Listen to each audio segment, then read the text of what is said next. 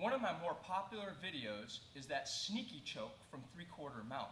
There are a lot of options off this choke, and a lot of you have been asking about those particular options.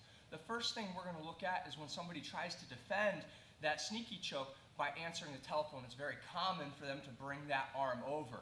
It's a very easy answer, the one-arm Darce. That hand grip is so deep that all we really have to do is feed that elbow over and drop the shoulder. The shoulder being tight on the back of the tricep will usually be enough to choke them. If not, we're going to take it down the rabbit hole. We're going to go and I'm going to show you the other chokes and back takes off this, all right? All right, so I found myself here in this mount position, and that hip escape is usually what leads into this, all right? I will allow my chest to come down. I'll be based, and the leg gets light. That's when they start to come out. So when he starts to get over and he starts to move, you can see that I put my hands on the floor, and he started to step over. This grip right here in the back of the collar is super important. You can see 4 fingers in. If he's really shrimping and making space with his hips, it flares the collar. We already went over this in that 3/4 choke.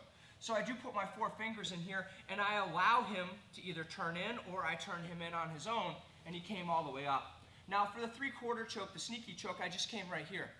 But he answered the telephone, and he got that forearm to protect his neck. So a lot of times I can still finish this. It can be really uncomfortable, especially with how deep this is. But I almost always switch off to the one-arm Darce. So from the same position, you can see my knee is up in the hip. We'll catch it at a couple of different angles. But I'm going to take this free hand, I'm going to grab the elbow. Now, I'm not going to pull the elbow across. That's a big mistake that people make. Remember, he's framed on his face. That bone support is going to be too much for us to be able to flare it. But what I want to do is I don't want it to move while I move my body. You see that little motion with my body that I bring right here. One, and then I'm going to try and bring my shoulder as close and as far up over his shoulder as I can, right here. See how I laid my chest on the back of his tricep. Now from there, I'm just going to tighten up that grip. Guys, it comes on tight, all right? A lot tighter than you would think. So answering the telephone is not a good defense to this.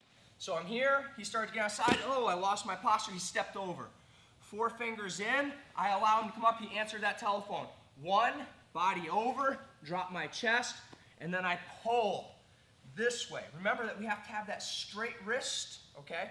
We want the bony part of the top of our forearm against the neck. We don't want a curved wrist. We don't want a weak wrist.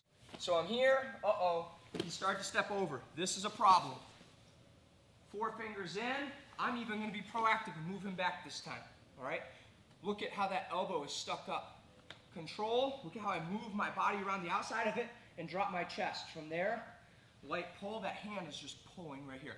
When you pull, it's important that we don't pull back, but that we drop our chest and we just pull with our elbow. Here, I want my elbow to move back. I don't want to move everything back, okay? We need to tighten up that grip. Last angle, guys, so you can see what's going on back here and how I pull backwards. This time I'm going to be more proactive.